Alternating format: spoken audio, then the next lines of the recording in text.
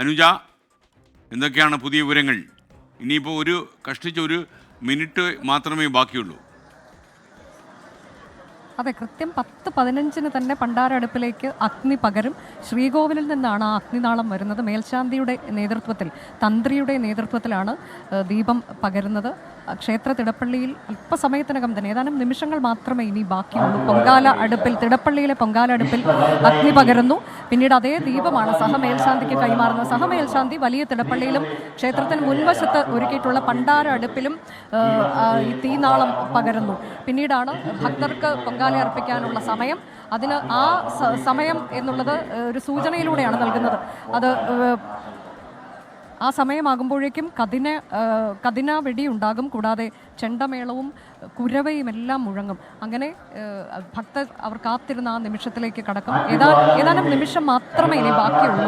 തന്ത്രിയും മേൽശാന്തിയും ഇപ്പോൾ ഉള്ളത് ശ്രീകോവിലാണ്. അവിടെ നിന്നുള്ള ദീപം അത് ഇങ്ങോട്ടേക്ക് കൊണ്ടുവരുന്നത് കാത്തിരിക്കുകയാണ്. ഇവിടെ ഒട്ടേറെ ഭക്തർ ഇവിടെയുണ്ട്. നേരത്തെ കുറച്ച് സമയം മുൻപ് തന്നെ ഭക്തർക്ക് ദേവിയെ ദർശിക്കുന്നത് ഇനി അനുവദിക്കില്ല എന്ന് പറഞ്ഞിരുന്നു. ഈ ചടങ്ങിന് ശേഷം മാത്രമേ അത് ഇനി സാധ്യമാകൂ. അപ്പോൾ ഒട്ടേറെ ഭക്തർ ദേവിയെ കാണാൻ കഴിയാതെ മടങ്ങുന്നത് നമ്മൾ കണ്ടു. അവർക്ക് പക്ഷേ ഈ പൊങ്കാല അർപ്പിച്ചതിന് ശേഷമൊക്കെ ഇങ്ങോട്ടേക്ക് വരാം. കാരണം ഇന്ന് ഇവിടെ നട അടയ്ക്കുന്നില്ല.